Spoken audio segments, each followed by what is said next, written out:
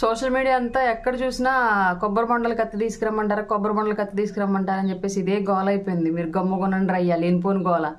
అసలే 2014లో తండ్రి సేవ, 2019లో బాబాయ్ సేవ లాగా ఇప్పుడు ఎవరి శవం దొరికిద్దని ఈగరగా వెయిట్ చేస్తున్నారు. పెన్షన్లు ఆపించేసి అవ్వాతాతల శవాలతోటి చేయాలని ట్రై చేశారు. రాజకీయం వర్కౌట్ అవ్వలేదు.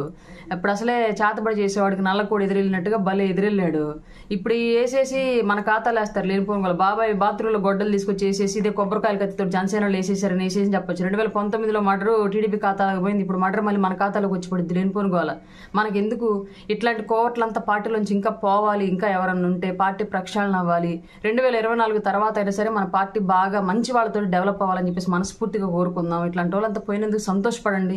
దీని గురించి ఇంకా డిస్కషన్స్, తలనొప్పులు అన్నెసరిగా ఊరికి ఎక్కడ చూసినా కొబ్బరి బొండలు కత్తి తెమ్మంటావు, కొబ్బరి బొండలు కొట్టి ఆ కత్తి మనం దాకర్లా ఆడ వెళ్ళింది ఆ కత్తుల మధ్యలోకి ఏదో కత్తి వేసేసిద్ది, మన అకౌంట్లో వేసేస్తారు. లేనిపోని జాతర మనకు అవసరమా చెప్పండి? ప్రశాంతంగా పార్టీకి వర్క్ చేద్దాం.